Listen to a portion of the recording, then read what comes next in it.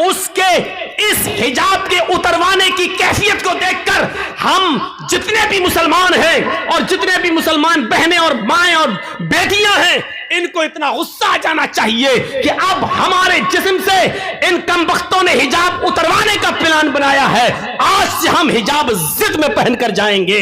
मैं इस चीज को बहादुरी नहीं मानता हूं। चंद लड़कों के बीच में एक लड़की जाती है और चेहरा खोली हुई है, लेकिन बस ऊपर से पर्दा डाले हुए है और लोगों के बीच में जाकर अल्लाहू अकबर का नारा लगा देती है।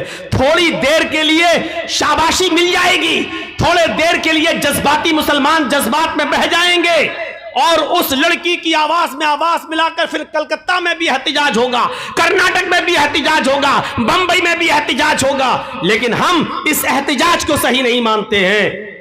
सही तो हम तब मानते जब एक लड़की हिजाब में गई और उसके हिजाब को उतरवाने की कोशिश की जा रही है, उसके हिजाब को उतरवाया जा रहा है।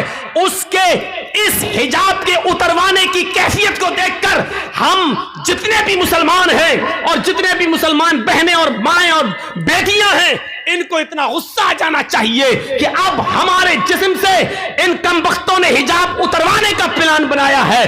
आज से हम हिजाब जिद में पहनकर जाएंगे, हम अपने घरों से हिजाब की हिफाजत करेंगे। देखें कौन है जो हमसे हमारा हिजाब नोच सके और उठा सके। अगर उस लड़की के हिम्मत और बहादुरी और हौसले को सलाम कहना था तो इन तमाम औरतों को उस दिन के बाद से हिजाब पहनना शुरू कर देना चाहिए था।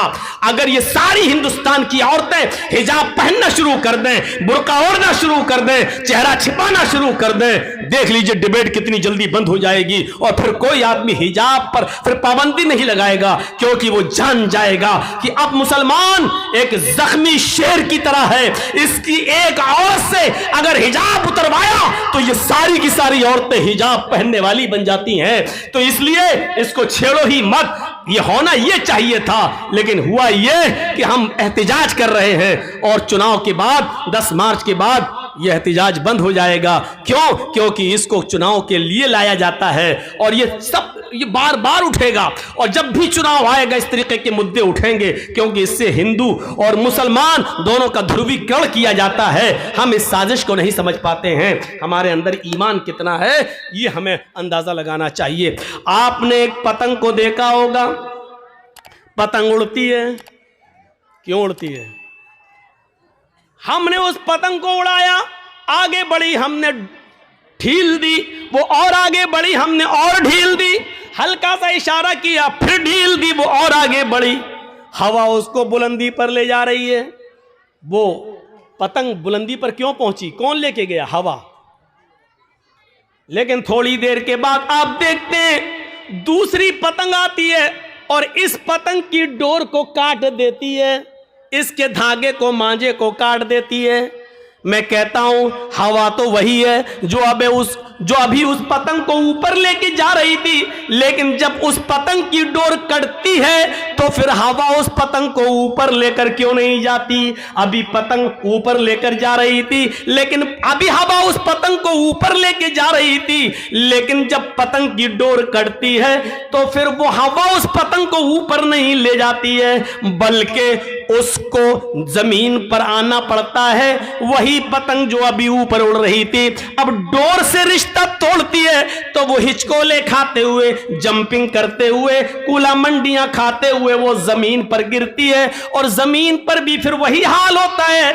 छिछोरे लड़के, अनपढ़ लड़के मोहल्ले के अंदर जिनको स्कूलों कॉलेजों में जाने की फुर्सत ना हो, ऐसे छिछोरे लड़के उस पतंग के ऊपर टूट पड़ते हैं और उसकी छीना झपटी करके उसके टुकड़े टुकड़े कर देते हैं। ये पतंग जो आसमान की बुलंदी को छू रही थी इसलिए क्योंकि वो अपनी बुनियाद से जुड़ी हुई थी, अपनी डोर से रिश्ता मजबूत की हुई थी, बुलंदी पर जा रही थी, लेकिन जब उसकी डोर को, उसके धागे को काट दिया गया, उसके बुनियाद से को तोड़ दिया गया, तो फिर वो पतंग फिर एक बालिश भी ऊपर नहीं जा सकी। फिर वो कुला मंडियां खाते हुए, जंपिंग करते हुए जमीन की ऊपर आती है, जमीन पर आती है और गिरती है और जमीन पर बैठे हुए लड़के उस पतंग को फाड़ देते हैं, लूट लेते हैं। एक पतंग पर 20 लड़के गिर पड़ते हैं कि हमें मिल जाए, हमें मिल जाए और छीना झपटी में उस पतंग के पर खच्चे उड़ जाते हैं। वो पतंग जमीन पर क्यों आई?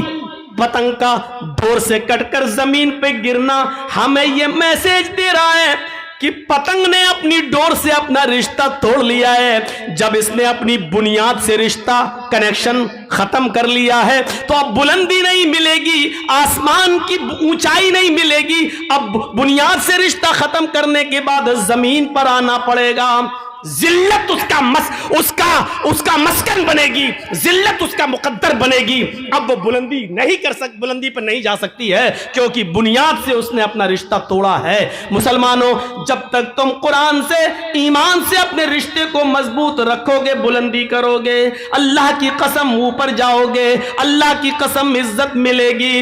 वो भेड़ों बकरियों को चराने वालों को इज्जत किसने दी है? इसी कुरान ने दी है। वो उमर जो कभी कोई गुस्सा बर्दाश्त नहीं करते थे, वो उमर जो जनाब मोहम्मद रसूलुल्लाह सल्लल्लाहु अलैहि वसल्लम की गर्दन भी उड़ाने के लिए निकले थे, उस उमर को 22 लाख मुरब्बा मील का हुक्मरान किसने बनाया?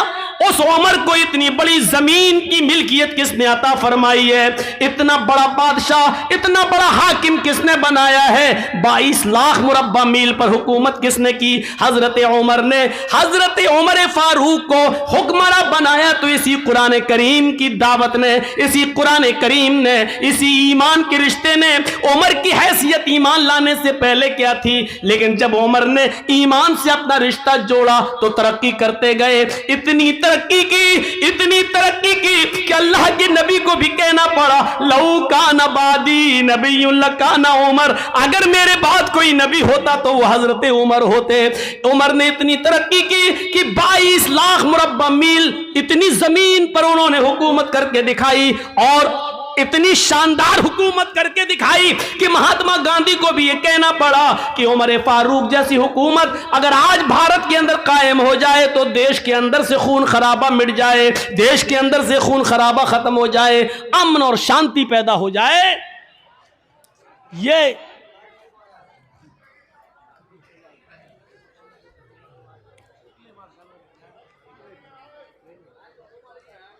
ये हमारे ईमान का हाल है। छोड़ दीजिए, कोई बात नहीं, छोड़ दीजिए। कोई लेडीज़ ही उनको कह दे जो लाइट मार रही है लाल वाली, कोई बच्ची होगी, छोटी होगी, हरकत कर रही होगी, छोड़ दे। बैठिए। আপনারা বসুন, একদম কেউ দাঁড়াবেন না। तो मेरी बात आपने अच्छी तरीके से समझ ली है।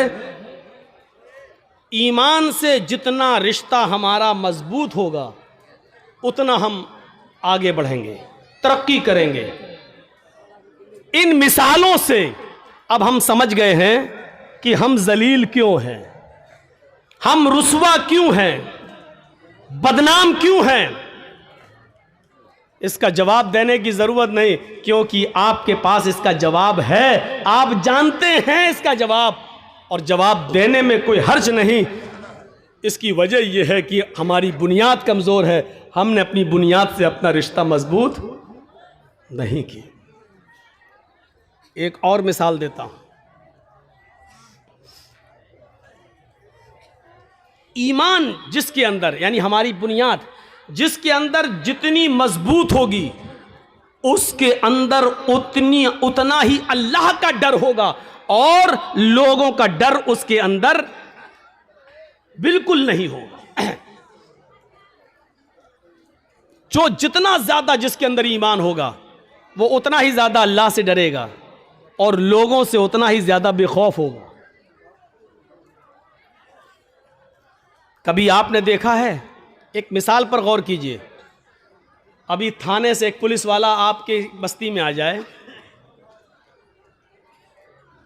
उसको मुखबिरी मिले कि फलां जगह शराब वराब पी जाती है, और वो आ जाए, उसके हाथ में ना लाठी हो, ना डंडा हो, ना पिस्टल हो, ना बंदूक हो, लेकिन वर्दी में आया हो, और आप जानते हैं कि ये मेरे थाने का पुलिस है, तो आप ईमानदारी के साथ बताइए कि अकेला पुलिस वाला है, इसके बावजूद पूरा मोहल्ला, पूरा गांव उसके सामने ऐसे भीगी बिल्ली के तरह खड़ा रहेगा, साहब यहाँ सुना है कि शराब पी जाती। नहीं साहब, आपने गलत सुना है, समझ लो। अगर मुझे पता चला और कोई पकड़ा गया तो बहुत अच्छा नहीं होगा, कानूनी कार्रवाई की जाएगी।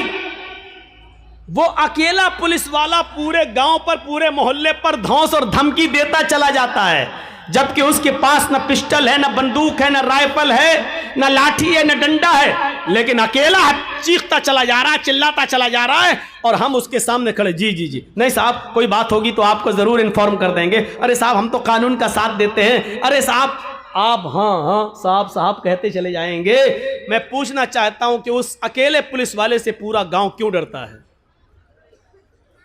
या यूं कह लो कि पूरे गांव उस एक पुलिस वाले के सामने भीगी बिल्ली क्यों बना रहता है?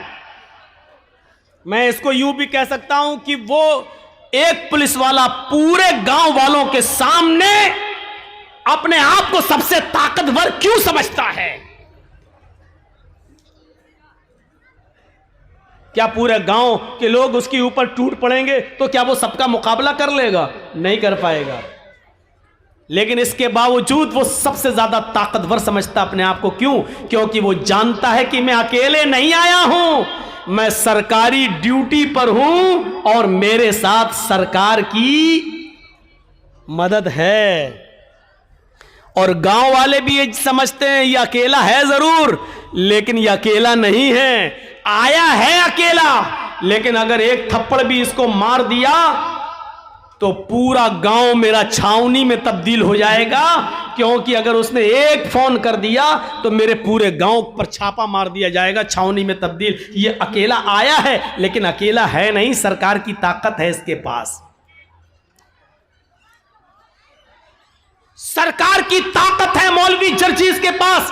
पूरे गांव के लिए अकेला काफी है, पूरा गांव डरता है। इसी तरीके से एक मोमिन, हम आपको नहीं कह रहे हैं, हमें नहीं मालूम कि आप में कौन मोमिन है कौन नहीं है। हम मोमिन कह रहे हैं। ईमान की इतनी देर तक जो हमने बहस की है और बताया है, उस रोशनी में मोमिन, जो मोमिन होगा वो उसी तरीके से किसी से डरेगा नहीं। उसके साथ आप चाहे कुछ कर डालिए, वो डरेगा नहीं, क्योंकि वो जानता है कि मैं अकेले नहीं हूं, ईमान की ताकत है मेरे साथ, अल्लाह है मेरे साथ, जिसके अंदर जितनी ईमान, जितना होगा ईमान, वो उतना ही निडर होगा। लोगों से नहीं डरेगा, सिर्फ अल्लाह से डरेगा। क्योंकि एक पुलिस वाला अकेले जब नहीं डरता, ऐसे ही एक अकेला सच्चा मोमिन भी किसी से नहीं डरता, क्योंकि वो जानता है कि मेरे पास ईमान की ताकत है। और उसकी मिसाल दूं आपको, जंगे बद्र हो रही है,